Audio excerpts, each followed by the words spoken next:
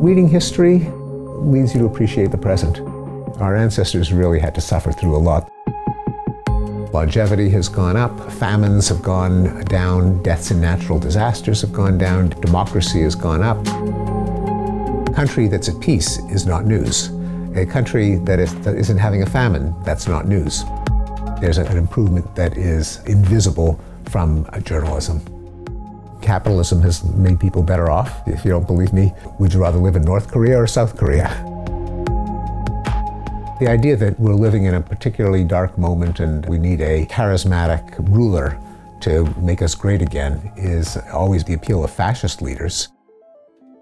Tell me about your thoughts on the gender debate. The empirical issue is often confused with the political issue of should there be equality. Because if you insist on 50-50 in all professions, you're going to be forcing some women to do things they don't want to do, and same for men. When people get more prosperous and better educated, they tend to put a higher priority on the environment. An unpopular view among intellectuals these days. Humans have advanced through science and technology.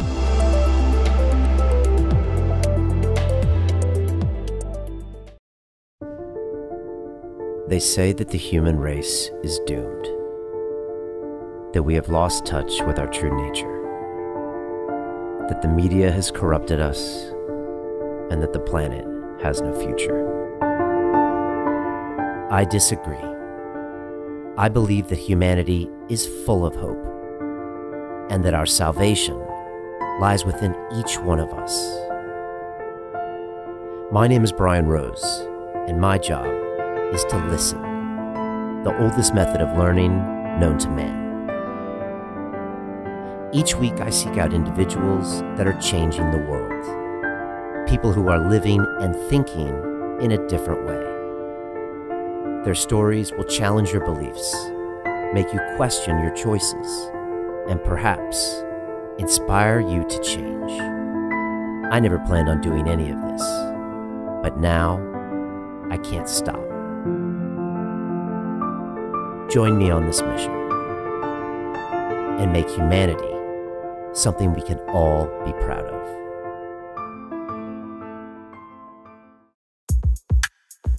Steven Pinker and I actually shared time together when I was at MIT.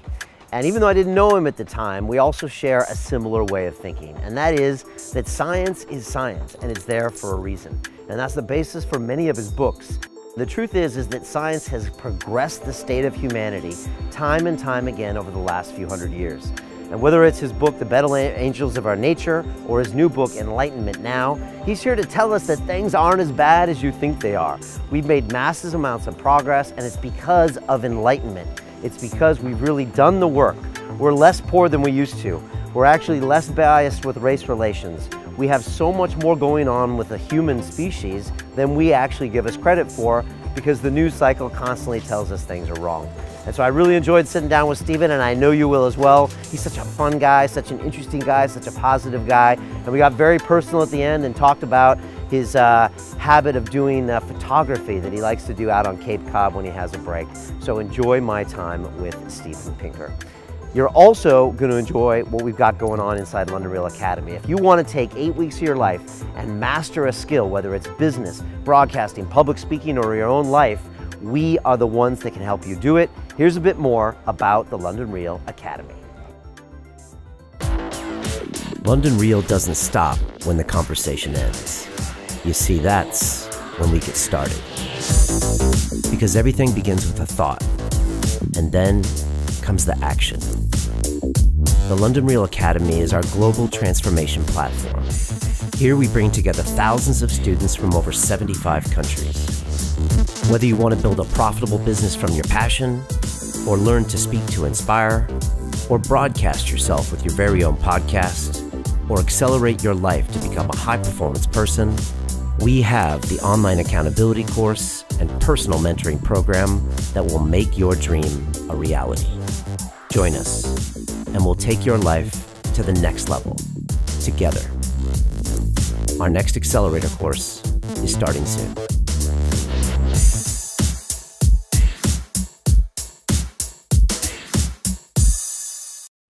This is London Real. I am Brian Rose. My guest today is Steven Pinker, the best-selling author and professor of psychology at Harvard University. Time magazine called you one of the 100 most influential people in the world today, and your most popular books include The Better Angels of Our Nature, The Blank Slate, How the Mind Works, and The Language Instinct. Your most recent book, Enlightenment Now, The Case for Reason, Science, Humanism and Progress, tells the heroic story of human progress and why we neglect it at our peril. Steven, welcome back to London Real. Thank you. Great to have you here. You were here 6 years ago. I think we were talking about Better Angels at the time. A little less of a swank setup, but it was great talking to you then. And as usual, you always have some fascinating things to talk about. I can't wait to get into that. What's it like being back in London? You like this city? Oh, I love London, yes. And one of the great things about publishing books is I get to come over and talk about them. Yeah, it's also, you live in Boston. You've been there for many, many years now. Yes. It has probably the most similarities to that city than any city in America. Well, you flatter us. Boston is no London, but I do love Boston as well. But London is just so much bigger and denser and more diverse. London is in a different class of cities than Boston, as much as I love Boston. Yeah, and I was in Boston for 4 years, from '89 to '93. You know, when I actually look at this book, I look at it probably from a different lens than most people because, you know, I think my brain was actually probably physically and neuroplastically changed being at MIT from the years of 18 to 22 because it taught me a way of looking at the world and a way of thinking, one that was based in science and reason. So I think when I see this, I see the MIT-ness kind of in here. You spent 20 years at that campus as well, right? That's right, yes. How much of that MIT ethos, perspective, culture is woven into your works? I think no one has ever asked me that question, but it's an insightful one because I think there is some of that attitude in the book, some of that mindset.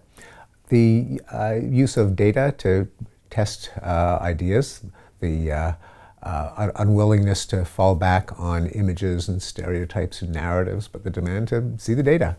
Particularly when it comes to generalizations like, has the world gotten better or not? And everyone can think of things they like about the present era, things they're nostalgic about from past eras. But I think an MIT attitude would be, well, let's go to the data. Let's see, are people happier? Are they living longer? Are they freer? Are they more or less violent? Let's look at the curves. But also a mindset of solving problems as the key to human progress. There really are two different visions of how you make people better off. One of them is a moralistic vision that problems are the fault of evil people who must be defeated and shamed and punished. And I think we're actually seeing a bit of an increase in that, especially on college campuses. But the other mindset is there are problems, there always will be problems. The universe doesn't care about us. There are a lot of ways for things to go wrong. To make people better off, let's try to solve the problems. Where technology itself is a humane calling because it feeds more people and cures more people and allows them to do what they want to do with less damage to the environment. So the more tech, the better off people will be. So that is an MIT way of thinking. Totally. It's not the way of thinking that is dominant in our intellectual class of the literary critics and cultural scholars. And I personally think that I have gotten some pushback because I do take the attitude that humans have advanced in large part through science and technology. An unpopular view among intellectuals these days. Yeah. Because they want to say we've advanced through activism and protest, and in many cases we have. But on the other hand, the reason that we don't have to worry about famines anymore is not because there were petitions and angry protests, but it's because of the invention of artificial fertilizer and vigorous crop hybrids. Yeah, solve problems. It's funny because, you know, MIT, and I'd love to get your perspective on how you would explain that place to the world, but that's what I felt like when I went there. That's what we do. You solve problems. You're not going there to necessarily immerse yourself in history and the humanities and to become a better person. It's like at MIT, there's an unwritten rule that you're there to solve problems, whether you're an engineer or a computer science or a mathematician. Well, I have to say in defense of MIT humanities, it doesn't cover all of the humanities, but what it covers really, really well. I mean, MIT has superb political scientists and the world's best linguistics department for many decades. But it's true, and I've noticed the difference having moved to Harvard, that not to speak ill of my employer, but take a challenge like climate change. So Harvard put up a wind turbine and changed the toilet handle so you could have a little flush or a big flush, and had a campaign to bring your own coffee cups so you're not throwing out a lot of cardboard. Now, all of these really are not going to solve the problem of climate change. It's basically announcing to the world that we at Harvard are virtuous, we are conserving, but you just do the math, and voluntary sacrifices are just not going to make a nick in the problem of climate change. What Harvard ought to do, and what MIT is somewhat doing, is our comparative advantage is not that we're more virtuous, a university should say, but we have a lot of smart people and facilities that allow them to do their thing. Let's figure out how to deliver lots of carbon-free energy to the world, and how to get people to agree that this ought to be a priority of society, that we should also look at laws and policies and taxes that would shift the incentives.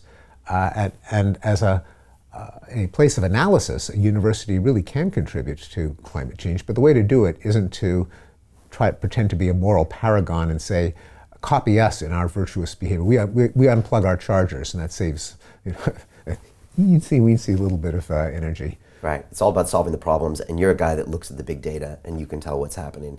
This book is chock full of charts and diagrams. Your TED Talks are full of these massive diagrams that just trend one way down or trend one way up, and you're telling people that based on the science and the reason, the world has improved in many different aspects. Safer to drive, more literacy, less poverty. It's something you're always looking at, the data and the science and the reason that made that progress.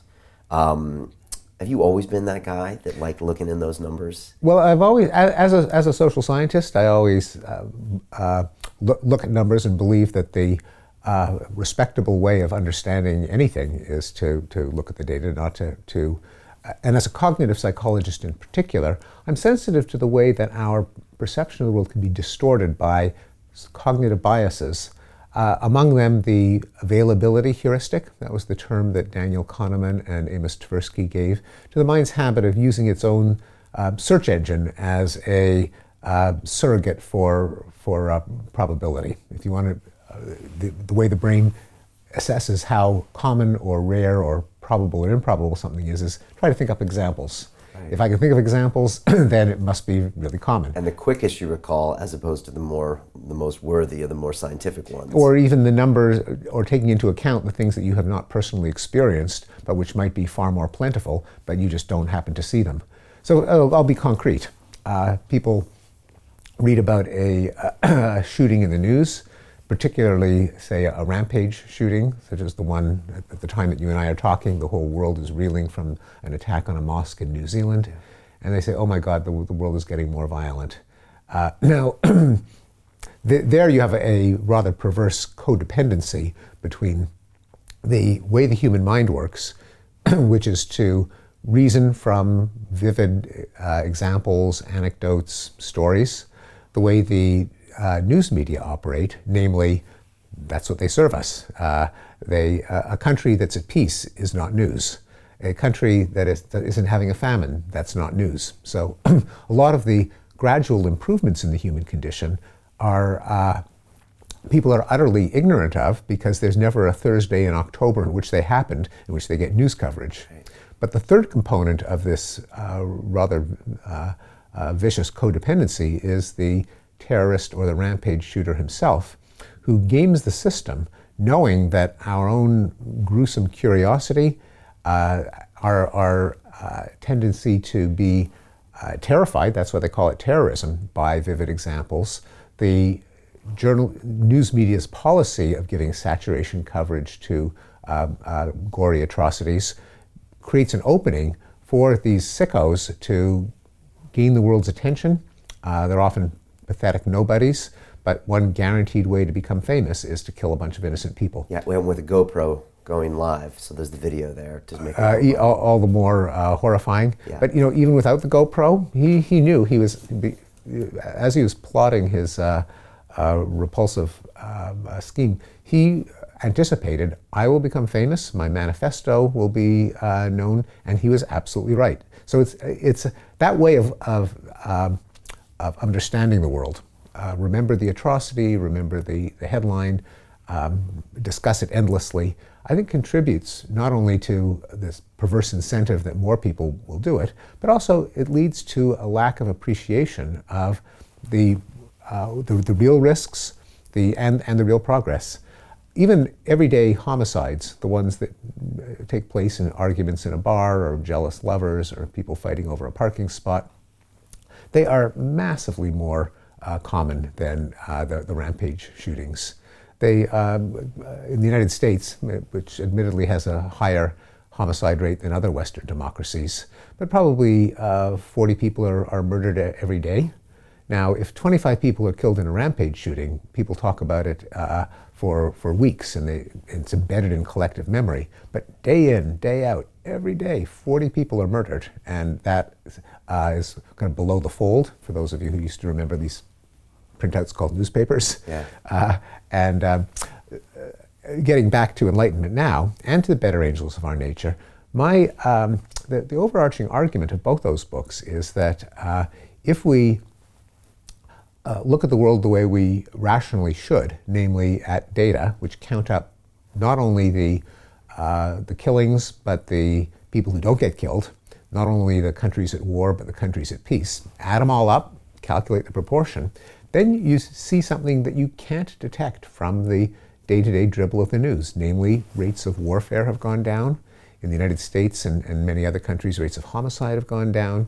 And then in Enlightenment Now, which broadened the scope from just violence to every measure of human well-being, longevity has gone up, work hours have gone down, leisure time has gone up, famines have gone down, deaths in natural disasters have gone down, deaths in car accidents have gone down, democracy has gone up. In measure after measure, when you look at the whole picture, not just the anecdotes and episodes, you see that there's an improvement that is invisible from journalism. Right. This cognitive bias is a great point. Maybe you can speak on this to people that are watching and listening, that, okay, they might have heard of this concept, but if you can know that this exists, can you arm yourself against your own cognitive biases and just say, okay, this is what I'm naturally going to want to watch. This is what the news media is serving up to me. But how can I check that and say it's an availability bias, it's a survivorship bias? I mean, there's quite a few cognitive biases out there. Yes, there are. If you go to Wikipedia and look up cognitive illusion, how many are there? 20 or 30 named ones? Maybe even more. That's right. And it's a profound question, and it's one that is often asked of Daniel Kahneman, who, with the late Amos Tversky, brought cognitive biases to the world's attention. And Kahneman became famous not only for winning the Nobel Prize in economics, but for his bestseller, Thinking Fast and Slow.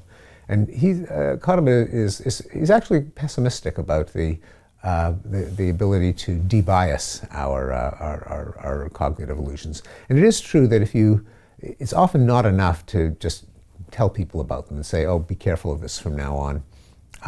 But of course, Kahneman himself and me and you are aware of it. We do try to inoculate ourselves against it. And I think more sophisticated curricula in critical thinking, statistical reasoning, have shown that people can be debiased. They can learn to think more critically, more like a statistician and less like a consumer of news.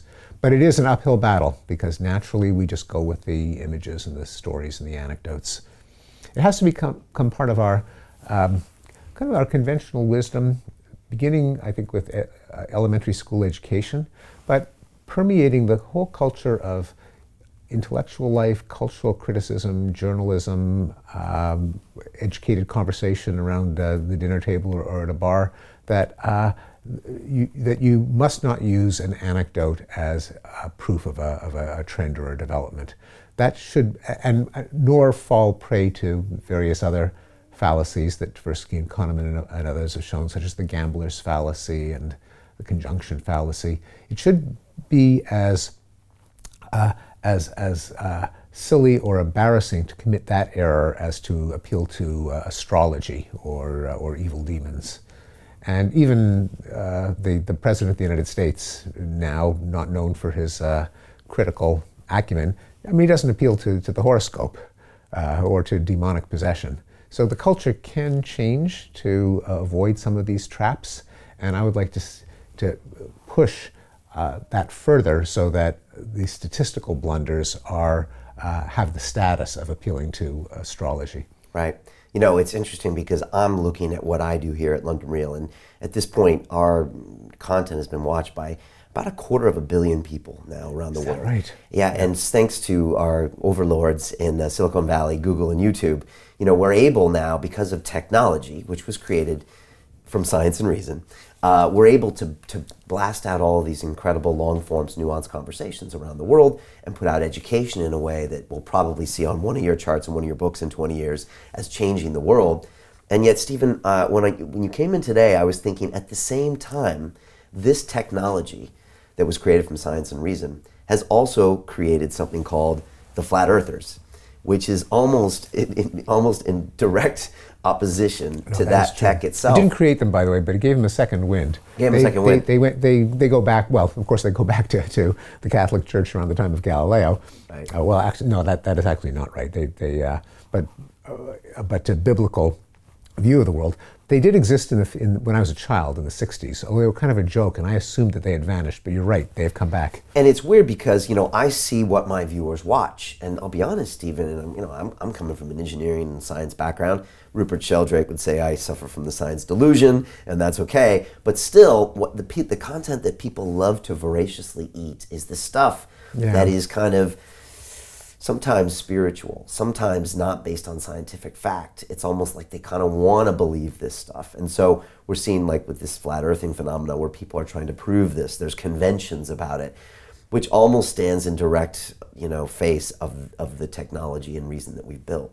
What do you see when you see that example?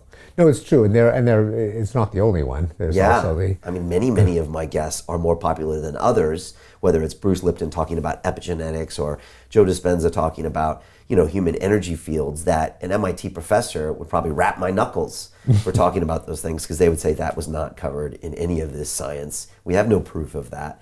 So what are you doing talking about it? But a lot of times that is what the human chooses to consume out there. Well, it's true. And the challenge, and the major theme in Enlightenment Now, is that human nature, left to its own devices, is not particularly rational, as Tversky and Kahneman and others have shown, and for that matter, the history of human folly, the extraordinary popular delusions and the madness of crowds. On the other hand, we have to be capable of reason. We did invent logic as a species. You and I are having this conversation right now. We have a benchmark of rationality against which we can say a lot of people fall short. If we weren't capable of saying what's rational in the first place, we'd have no basis for saying that anyone is irrational, because what are they not? Well, they're not rational, and you and I and Kahneman and others can appeal to probability theory and logic and mathematics and science. So how do you reconcile these? Well, it's that we do have some kernel of rationality. We don't always deploy it, because often, for a number of reasons, probably rooted in evolution. Some of it may just be that the brain has only so much processing power. But I think more of it is that we're social creatures, and that sometimes facts and reason kind of work against our interests. Right. I mean, I want to, social trumps all. Social that's trumps our all. survival mechanism. And and status. I mean, each one of us would like to be infallible. None of us is infallible, and that often means we've got to twist the truth to make ourselves look more virtuous. And so, in the battle between logic and truth on the one hand, and tribal solidarity, prestige and status, winning allies. The winning allies will win every time, unless you set up rules of a game that everyone agrees to, where the rational part of us, which is there, otherwise no one could have figured out how to design a trap that kills an animal, or how to a baby sling that holds a baby. You've got to have enough appreciation of the laws of physics to know how to tie the knot and to process the fiber and extract the poison from the mushroom and fabricate the bow and arrow. So it's crazy to say that humans aren't rational. We obviously have a capacity for reason. The challenge is to scale that up by implementing norms and institutions and rules that prevent us from sinking into our fallacies, from indulging our own biases, such as free speech. That is, you want to claim something that, say, elevates your prestige, but someone else gets to say you're full of baloney. Peer review in the sciences, empirical testing in the sciences, checks and balances, double-blind studies, checks and balances in government, the presumption of innocence in the criminal justice system, and the right to legal counsel and the adversarial process in the courtroom. All of these are things that are kind of unpleasant when you have to go through them and you don't just get your way. Right. But on the other hand, we understand that a society is better off if people have to surrender to these rules, which can allow us to approach the truth, correct verdicts, correct theories, beneficial policies, despite the fact that each one of us individually would much rather glorify our own power and wisdom. Okay, so these are remnants of the fact that we agree that we fail as humans to be objective, and so we put these things into place to kind of force us to use this logic. Yeah, exactly. Rules, against our own even though impulses. That's the last thing. The dictator, last thing they want is free speech, and maybe in certain cases now they try to prevent it. And it's studies, double-blind studies, science, and everything. Rule of law. Right. All of these procedures that are not so natural. They had to have been invented. The case for them continues has to be made. But they're ways that we collectively can be smarter than any of us is individually. Okay. And also going back to the paradox that you raised, which is one that is quite acute. So how come, on the one hand, the internet has enabled things like this conversation, where we couldn't have this on broadcast TV. We couldn't have it in the pages of The Guardian. It would take up too much space. But the internet allows us to go into depth, to go down rabbit holes, to say on the one hand, on the other hand. So if this kind of medium is, and there are others like it that make us, in a sense, make us smarter. But at the same time, you've got the conspiracy theories and the fake news and the anti-vaxxers and the flat earthers. So the way I see it is we've got a kind of growing inequality of reason. At the high end, you've got Wikipedia and Snopes and the Khan Academy and the Stanford Encyclopedia of Philosophy and London Real. At the bottom end, then you've got all of this swamp of conspiracy theories. And we haven't, as a society, figured out how to maximize the benefits of this fantastic flow of information without just opening up a space where every crackpot can gain followers. And it's so strange because with all the technology we have now, with all of the GPS units and the visuals of the latest SpaceX rocket going up as well, that seems to not matter, because if you have a 1-hour podcast with a flat earther with some pictures, then you can kind of get that point of view into someone's head, or an anti-vaxxer, like you said. You can just tell this story and go in through these cognitive biases and exploit them in a way. Yeah, well, the cognitive biases, and there's also the tribes that coalesce around moral causes. So I think one of the reasons that there are these conspiracy theories and pseudoscience and flim-flam is not just that people are making statistical errors, but they have a mindset that the scientific establishment is not to be trusted, that they are part of a world of corporations and financiers and political leaders that are exploiting the masses, that they themselves are hiding the truth, and that there's something heroic, something speaking truth to power about embracing these contrarian views. And I think it's that social, political element to our thinking, more than just statistical errors, that gives rise to these movements. And they have in their rhetoric a lot of demonization of corporations and establishment scientists, and how to gain their trust, or to at least unravel their own self-serving circle of justifications, is not easy, especially in a democracy where there's got to be free speech. We can't make it against the law to believe that the earth is flat. But what can we do to persuade people not to join their group, but to join the mainstream, insofar as the mainstream is in touch with reality, which obviously it is when it comes to whether the earth is round or flat. And you talk about that tribalism in your book, and this is kind of what happens when you don't embrace the science and the reason. And we're seeing a lot of that today around the world. Your camp, my camp. Yeah. Talk to me about why we're seeing that now, and what's the best way to overcome that, because just showing them a bunch of statistics isn't necessarily always the best way to do that. It isn't, although sometimes it can be. And I was heartened by a very recent study by Brendan Nyhan that when you present facts to people in the form of graphs, this was dear to my heart because that's the way I make my case. You have great graphs. You can actually persuade people, even often in highly politicized, contentious issues. So that if you take, say, people on the right who deny global warming, and you show them graphs of 3 different estimates of global temperature over the past century, all of them going up, a lot of them change their minds. And conversely, it's not just the right that clings to beliefs that defy evidence. It's obviously a hazard of the left as well. And so we did a complementary study with people on the left showing them the results of the 2007 surge in Iraq, George W. Bush's strategy of reducing sectarian violence by sending a surge of American soldiers. And it really did reduce the rate of deaths.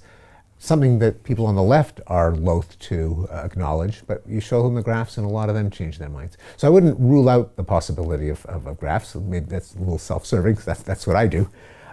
But it is true that it's generally not enough. It may not move the needle by as much as we'd like to move it. How come everyone likes your point of view? I mean, Stephen, you have a certain style where people, I think, want to listen to you. I don't know if it's because you have optimism about the situation. I don't know, because it feels like you're an objective kind of guy. But I find that the vibe I get from reading your books and seeing how people react to you, I think they always feel like you're trying to make their life better. Even when you're telling them things they don't want to hear, like the surge worked. Yeah, you know. Well, sometimes. I have been the target of some angry attacks. I responded to them in an article called Enlightenment Wars. Reflections on Enlightenment Now a year later. Okay, and what was that about? What were these attacks? Oh, there are a number of attacks from the hard left. The idea that capitalism has made people better off, which it clearly has. If you don't believe me, would you rather live in North Korea or South Korea? If you could go back in time, would you rather live in West Germany or East Germany? Or today, would you rather live in Venezuela or in Chile? So capitalism really works. It doesn't mean that it has to be capitalism without a social safety net or without regulation. And in fact, there's no such thing as capitalism without a social safety net or regulation. I show that in the book. 100% of developed capitalist countries have extensive social redistribution, including Britain and the United States. It's not just Scandinavia. Right. It turns out the difference between Scandinavia and, on the one hand, in the US and Britain on the other, are pretty small. I mean, there is a difference in the way you'd expect. Sweden and Norway really do have more extensive social welfare than the United States, but they're not that far apart. So, right. So the question is of whether we should have capitalism raw, untrammeled, unbridled, 100% free market. It's just not an issue. That does not exist. I mean, maybe you try it for the first time if you're a hardcore libertarian, but if you do, you're doing something that history has never seen.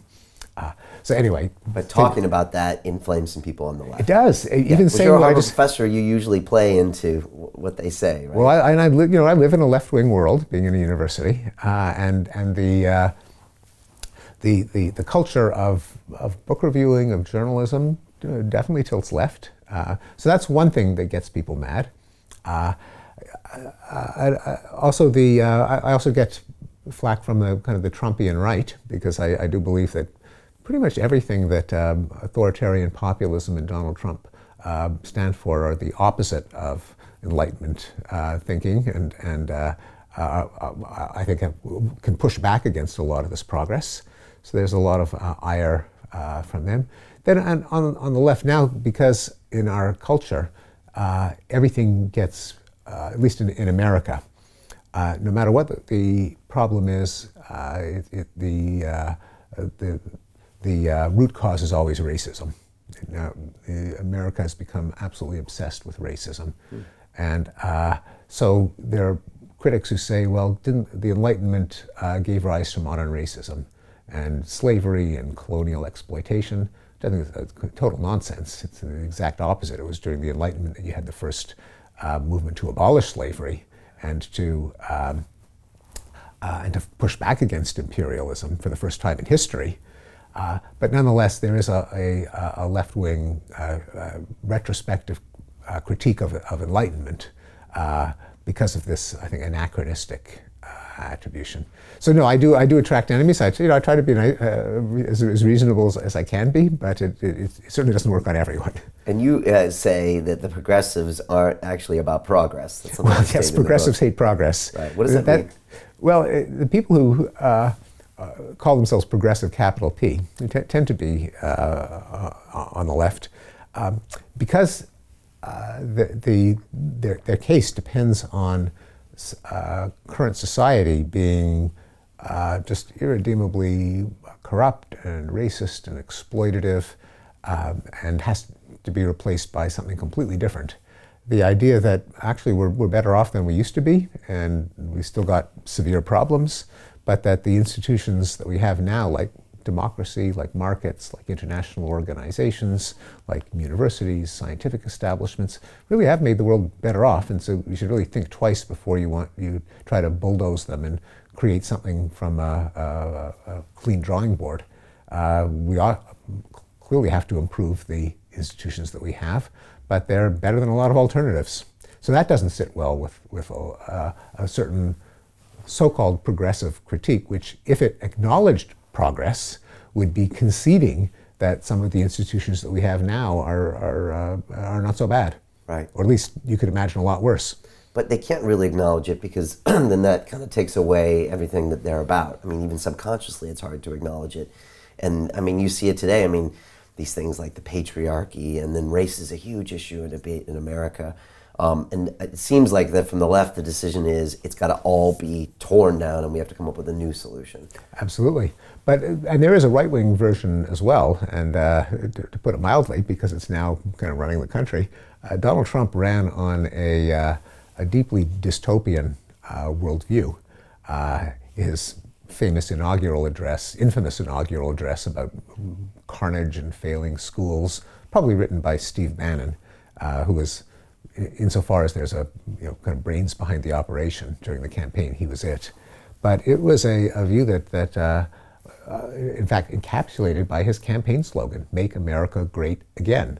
It used to be great, now it's not. Things have gotten worse. So the idea that there's been progress is also anathema to the populist right. It's not just a left-wing demon. But it always sells, Stephen. I mean, you look at every presidential campaign for the last 100 years, and there are similar themes of let's make this country great again. Well, no, there are some differences. So, for example, Ronald Reagan, it's Morning in America again. Morning in America, fantastically optimistic. Barack Obama, hope and change. Franklin Roosevelt. The idea that we're living in a particularly dark moment and we need a charismatic ruler to make us great again is a theme that Trump is not the first to use. It is always been the appeal of fascist leaders. And there is, I wouldn't go so far as to say that Trump is a fascist. He's going to make the United States into a fascist dictatorship. I think that's hyperbolic. But he does, it's gruesomely fascinating to see some of the themes of fascism being replayed in a democracy. When Trump says, for example, he wants to prosecute the comedy show Saturday Night Live because they constantly make fun of him. Well, shutting down a comedy show because they criticize the leader? I mean, that sounds like Kim Jong-Un or Joseph Stalin. It's kind of shocking to hear that out of the mouth of an American president. And obviously it's not going to happen. I'm not paranoid enough to think that he's going to turn the country into a fascist dictatorship.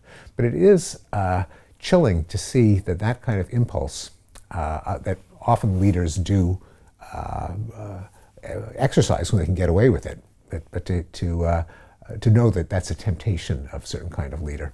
But it doesn't surprise you, and you saw this kind of coming. You saw this coming. I can't, I wish I could say that, but the reality is that I didn't.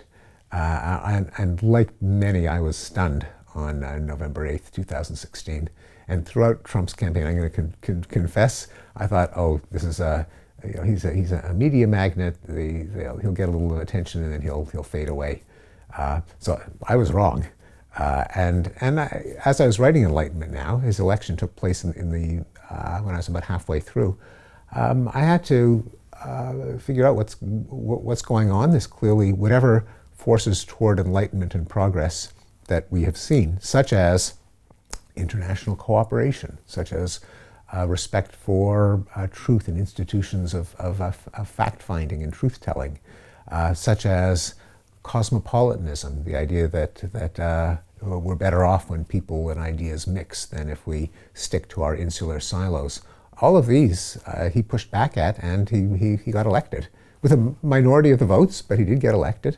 And so it was a reminder that the process toward enlightenment is often an uphill battle, and if it advances at all, it's often, in the best of worlds, 2 steps forward, 1 step back.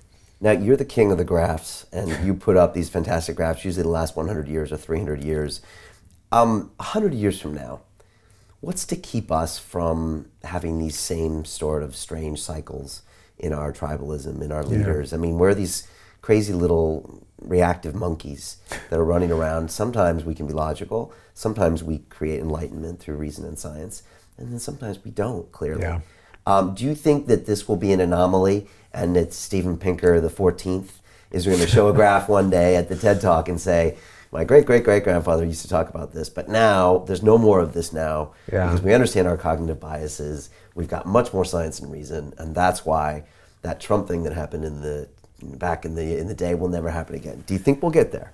Yeah, no. I think we can get better than we are now, but I think I would not be surprised if in 100 years there are flat earthers. But the question is, how influential will they be? How kooky? How fringe?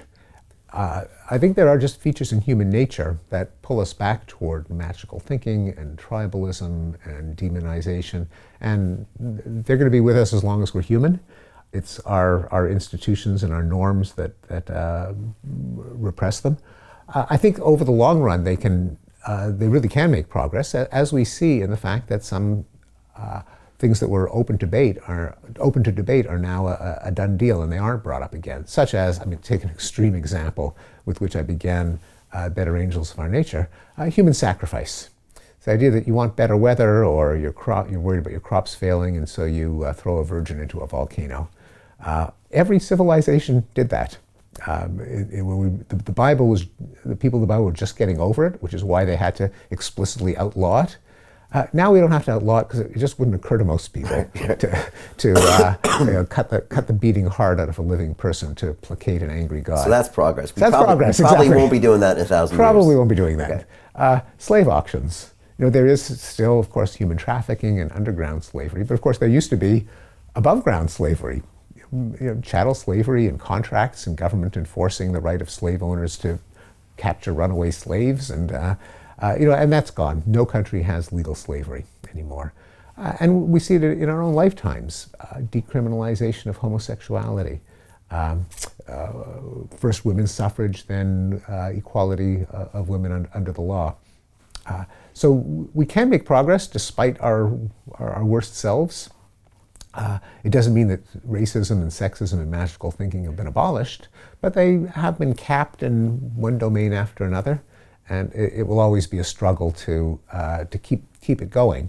But history tells us that I don't think there's a direction to history, because that's kind of mystical, and I'm not a mystic.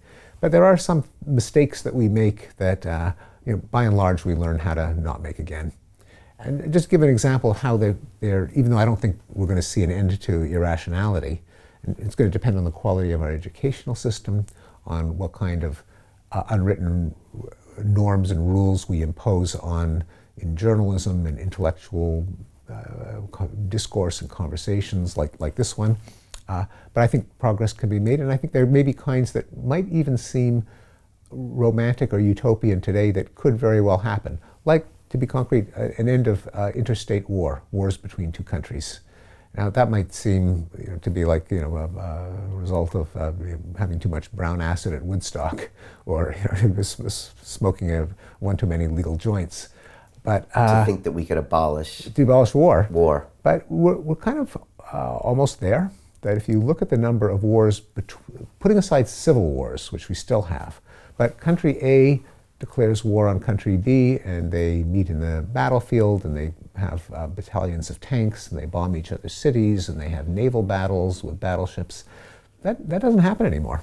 Not that it can't happen, but there are only 192 countries. If all of them agree that this is a stupid way to resolve disputes, it's not inconceivable that interstate war could go the way of slave auctions and dueling among men of honor. Civil wars are going to be harder to stamp out because all it takes is a bunch of young men who get their hands on some Kalashnikovs, and you've got the People's Front for the Liberation of whatever. And that's harder to get rid of than an agreement among 192 countries. It could pop up anywhere. Right. But so that's an example of how things could get better, even though I don't think it will ever reach the point where it comes for free.